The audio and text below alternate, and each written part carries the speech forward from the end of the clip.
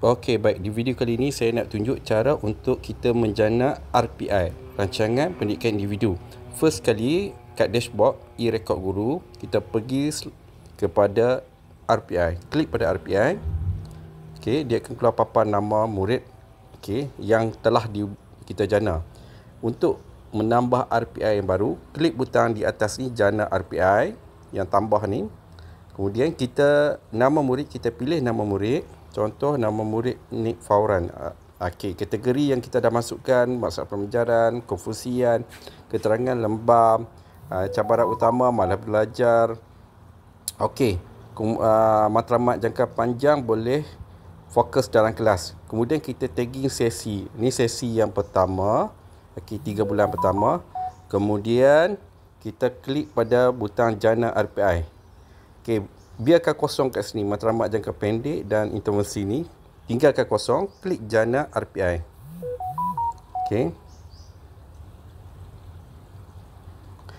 Tunggu sehingga proses jana berjaya. Strategi berjaya dijana. Kemudian matlamat jangka pendek dia bagi tahu, dia maklum kepada kita. Kemudian intervensi menggunakan kaedah pembelajaran bermain menjadikan pembelajaran lebih menyeronokkan. Ini intervensi pertama. Ini intervensi kedua. Dua-dua intervensi ni cukup untuk durasi masa 3 bulan. Cukup untuk durasi masa 3 bulan. Dah siap semua ni. Kita fikir semua sampai penilaian ni. Kita hanya klik butang simpan RPI. Bila dah simpan RPI, akan papan maklumat nama dia. Lepas tu matlamat sesi pertama. Kemudian kita nak edit, klik edit. Ni kita boleh edit lah. Semua ni. Murid ni nama boleh edit. Yang lain kita nak pendekkan, kita nak menambah apa, semua boleh. Satu lagi yang bestnya, kita kena sediakan senarai semak. Untuk senarai semak, tak payah fikir, klik butang jana senarai semak. Tunggu sehingga prosesnya selesai. Dah siap. Sekejap ya, murid dapat menyertai aktiviti kumpulan kecil, murid dapat menunjukkan minat.